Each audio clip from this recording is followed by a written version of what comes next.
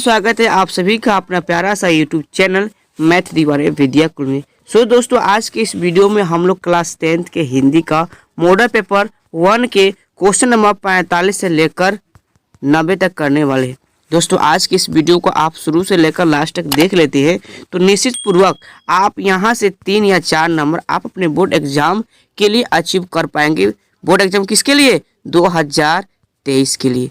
साथियों मैं आपको बता दूं कि यदि आप मेरे साथ जुड़ते हैं तो मैं आप लोगों को 5 बुक देने वाला हूं। जी हाँ, 5 बुक में से MCQ और ऑल सब्जेक्ट, जी हाँ सभी सब्जेक्ट का अगर आप इतना कर लेते हैं ना तो आपका एक भी MCQ नहीं छूटेगा और आप 500 में से 250 नंबर MCQ से 100% ला सकते हैं।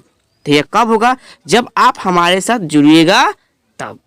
ठीक है, तो आज के इस वीडियो में हम सिर्फ मॉडल पेपर 1 हिंदी का क्वेश्चन नंबर 45 से लेकर 90 तक करने वाले हैं, इसलिए आप ध्यानपूर्वक देखते चलिए। और मैं किसी क्वेश्चन पर ज़्यादा डिस्कस नहीं करूंगा क्योंकि अभी का टाइम आप लोगों को बस देखने का है, ज़्यादा फोकस करने वाला नहीं है। तो सिर्फ मैं आंसर बताता क्वेश्चन पढ़ूंगा, उसका आंसर बता दूंगा और आप लोग भी अपना देखते चलना। यदि आपका आता है तो आप अपने कमेंट बॉक्स में ज़रूर दीजिएगा। तो चलिए आज का इस वीडियो को हम शुरू करते हैं।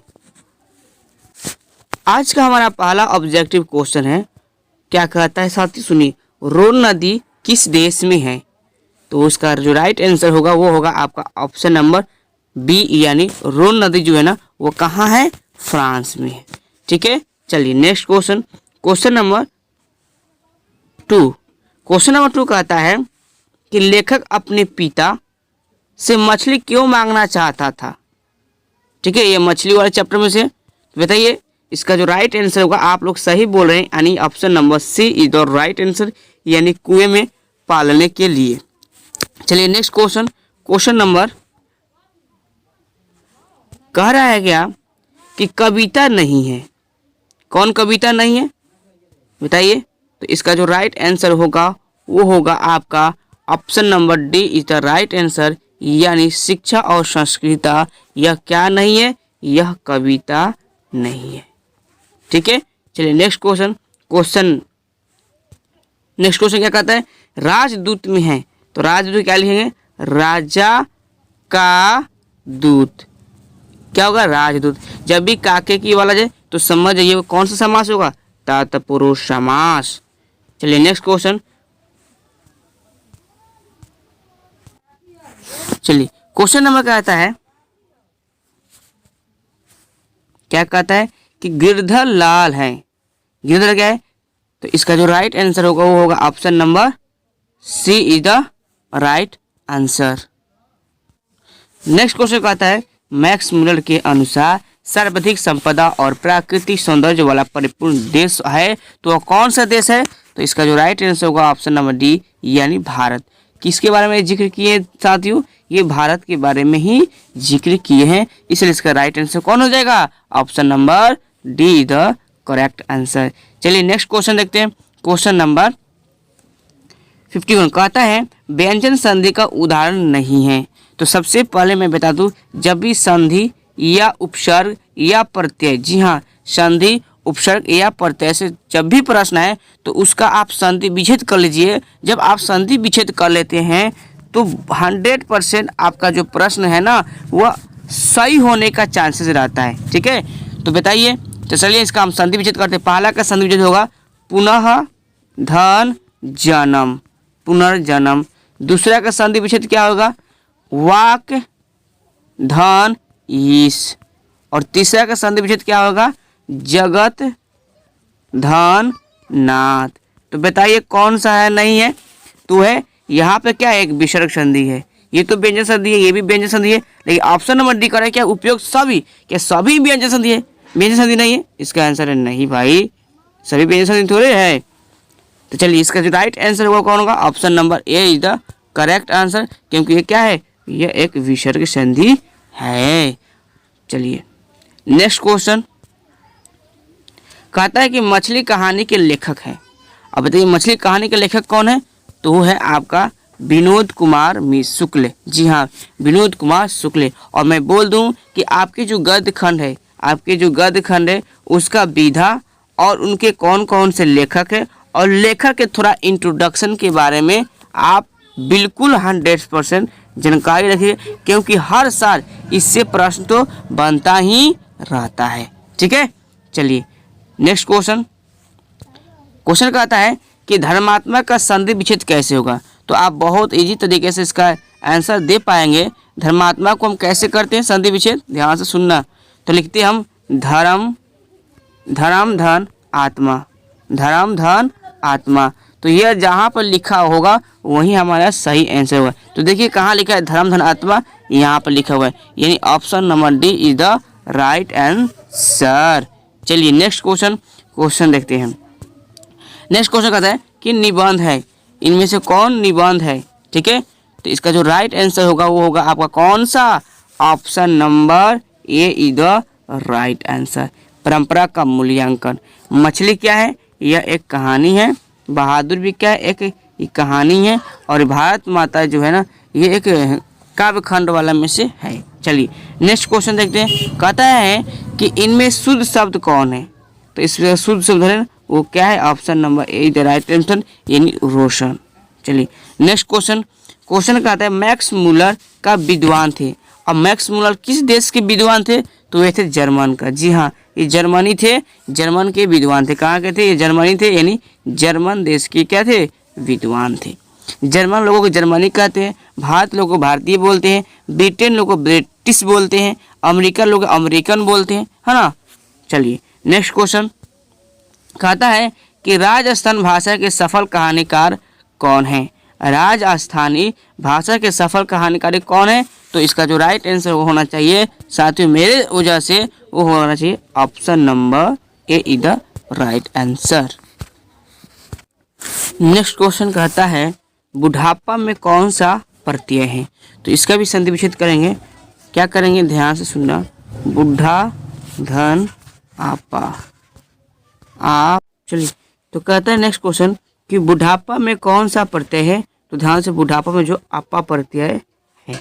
ठीक है, चलिए नेक्स्ट क्वेश्चन कहता है कि सीता के कितने बेटे थे। तो आप जानते हैं कि सीता के कितने बेटे थे, सीता के 3 बेटे थे। चलिए नेक्स्ट क्वेश्चन शुद्ध वाक्य है। तो इसमें से शुद्ध जो वाक्य है वो ऑप्शन नंबर ए, यह मेरी पुस्तक है। सिर्फ मैं आंसर बताता चला जा रहा हूँ, आप लोग फटाफट इसका रिवीजन कर लीजिए, क्योंकि किसी भी चीज़ को अचीव करने के लिए प्रैक्टिस चाहिए। प्रैक्टिस कीजिएगा तभी आप कुछ कर सकते हैं। और एक और खुशखबरी, यदि आप तक वो वाले वीडियो नहीं देखे ना, कि अगर कोई बच्चा अब के समय में टॉपर बनता है तो उसको सरकार की तरफ से क्या क्या दिया जाता है, एक बहुत ही भारी इनाम दिया जाता है। नहीं देखे तो जाकर देख लेना, उसका लिंक मैं आई बटन पर दे दूंगा। ठीक है, चलिए कहता क्या है नेक्स्ट क्वेश्चन, डहते विश्वास कहानी के केंद्र में है। क्या है, तो है बाढ़ की समस्या में। कौन सा केंद्र है यहाँ पर, बाढ़ की समस्या के लिए। जी हाँ, बाढ़ की समस्या के लिए है। चलिए नेक्स्ट क्वेश्चन कहता है कि अभाव में कौन सा उपसर्ग है। तो जानते हैं अ उपसर्ग कैसे लिखेगा, अ धन भाव। तो क्या हो जाएगा, बनेगा अभाव। तो उपसर्ग का मतलब क्या, किसी शब्द के पहले वाले जो शब्दांश होते हैं वो उसको क्या कहते हैं, उपसर्ग बोलते हैं। और किसी शब्द के बाद वाला जो शब्दांश होता है उसको क्या बोलते हैं, प्रत्यय बोलते हैं। तो बोलिए आपसे उपसर्ग न पूछा है तो उपसर्ग कौन होगा, अ। यानी जहाँ पर भी अ दिया होगा वहीं आपका क्या होगा, राइट आंसर होगा, यानी option number A is the right answer. चलिए नेक्स्ट क्वेश्चन देखते हैं। नेक्स्ट क्वेश्चन कहता है, ध्यान से सुनना, ये क्या कह रहा है, कह रहा है कि सीता के बेटे ने सीता को कितने रुपये का खर्च, महामारी खर्च देने का निर्णय लिया था। मतलब महीने का, एक बेटा महीने का कितना रुपया खर्च देने का मतलब जिम्मेवार उठाया था। तो एक आदमी 50 रुपया, जी हाँ, और तीनों मिलकर कितना देता था, 150 रुपया। तो यहाँ पर आपको 50 रुपया ही मारना है, क्योंकि प्रत्येक बच्चे के लिए पूछ रहा है ना। तो इसका जो राइट आंसर होगा option number A is the correct answer. चलिए नेक्स्ट क्वेश्चन देखते हैं। नेक्स्ट क्वेश्चन कहता है, क्या कहता है सुनना, उत्तर भारत से नागरी लिपि के लेख कब से मिलने लगते हैं। कब से मिलने लगते हैं, तो बताइए, यदि आप जानते हैं तो इसका कमेंट बॉक्स में ज़रूर जवाब दीजिएगा। तो इसका जो राइट आंसर होना चाहिए वो होना चाहिए ऑप्शन नंबर ए, यानी 8वीं सदी। नेक्स्ट क्वेश्चन, चलिए नेक्स्ट क्वेश्चन कहता है, क्या कहता है, ध्यान से सुनना। कहता है कि बहादुर पर कितने रुपये का चोरी का इल्ज़ाम लगाया गया था? कितने रुपये का? उसका जो मेहमानदार आए थे लेखक का, वो कितने रुपये का चोरी लगाए थे? मात्र 11 रुपये का। लेकिन वो रुपया लेकर वो सब आया नहीं था, धूर्त किया था, कमचूस आदमी था। बट वो लेखक समझा नहीं उन लोगों की भावनाओं को। चलिए नेक्स्ट क्वेश्चन कहता है, भारत माता कविता में भारत का कैसा चित्र प्रस्तुत किया गया है? जी हाँ, यह क्वेश्चन बड़ा ही इम्पोर्टेंट है, इसको मैं 5 स्टार देने वाला हूँ। ठीक है, क्या है इसका राइट आंसर? क्या होगा? आप भी इसका जवाब जरूर देना। तो इसका जो राइट आंसर होगा ऑप्शन नंबर सी, यथा तथ्य। चलिए नेक्स्ट क्वेश्चन क्या कहते हैं, सुनना जरा ध्यान से। कहते भारतीय संविधान के निर्माण में महत्वपूर्ण भूमिका किसकी है? तो बताइए, भारतीय संविधान के निर्माण में महत्वपूर्ण भूमिका जो अदा किया था वो किसने किया था? तो साथियों, इसका जो राइट आंसर होगा वो होगा ऑप्शन नंबर ए, यानी भीमराव अंबेडकर जी। जी हाँ, भीमराव अंबेडकर ने क्या करते, भारतीय संविधान का मुख्य अतिथि थे, मुख्य निर्माता थे। वो कौन थे? वे थे भीमराव अंबेडकर। इन्हीं के सहयोग से तो हमारा संविधान क्रिएट हुआ, नहीं तो शायद हमारा संविधान क्रिएट नहीं हो पाता। चलिए नेक्स्ट क्वेश्चन देखते हैं। कहता है क्या साथियों कि सीता रुआंसी क्यों हो गई थी? क्योंकि अपना काला ओढ़ना देखकर। और मैं बता दूं, सीता के पति जी नहीं थे, शायद इसी के वियोग में उनके बेटा लोग नहीं चिन्ह पाता था और ना ही उनकी पतोहू।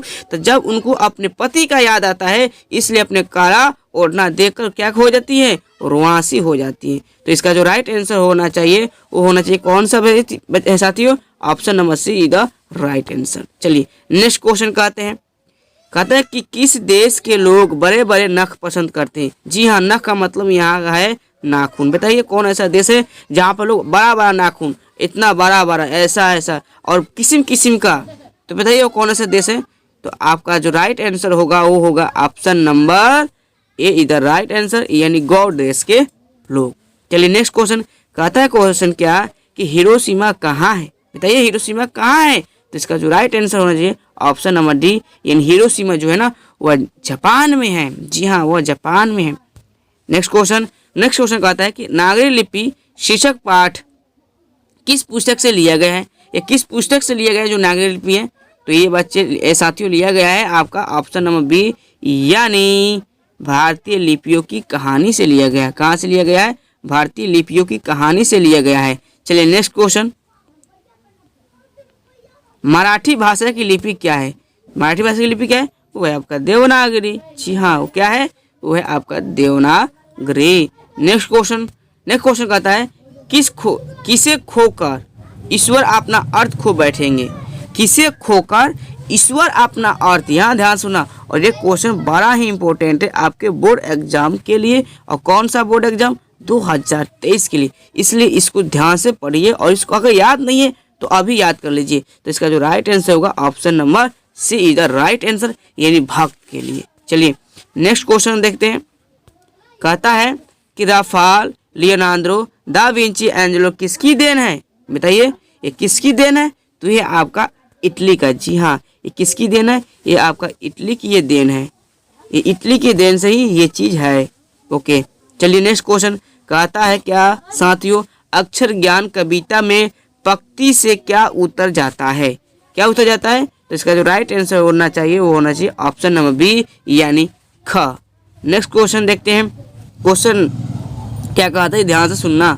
यह क्वेश्चन कहता है अशोक वाजपेयी का लाश शतरुंज में कितने दिनों तक रहे? यानी लाश शतरुंज में कौन गए थे? अशोक वाजपेयी जी गए थे। तो वहां पे कितने दिन तक ठहरे? तो मैं बता दूं 19 दिन तक। कितने? 19 दिन तक। तो इसका जो राइट आंसर होगा वो होगा आपका option number A is the right answer. चलिए नेक्स्ट क्वेश्चन क्या कहता है, ध्यान से सुनना और समझना। नेक्स्ट क्वेश्चन कहता है कि घर में घुसे तो साले के हाथ पैर तोड़कर बाहर फेंक देना, ऐसा किसने कहा था? तो ये कहाँ से है? किसने कहा था बताइए? ये कहा था पिताजी ने। जी हाँ, पिताजी ने ही कहा था कि अगर साले घर में लोग जाते हैं ना तो उसका हाथ पैर तोड़ देते। ठीक है, ये पिताजी ने बोला था। चलिए नेक्स्ट क्वेश्चन कहता है कि बिस्मिल्लाह खान का निधन कब हुआ था, बताइए। तो इसका जो राइट आंसर होगा वो ऑप्शन नंबर डी 21 अगस्त 2006। और साथियों इस क्वेश्चन को आप याद कर लेना, यह क्वेश्चन बहुत ही इंपॉर्टेंट है आपके बोर्ड एग्जाम के पॉइंट ऑफ व्यू से। ठीक है, चलिए नेक्स्ट क्वेश्चन देखते हैं। नेक्स्ट क्वेश्चन कहता है कि गांधी जी की दृष्टि में उदात्त और बढ़िया शिक्षक क्या है।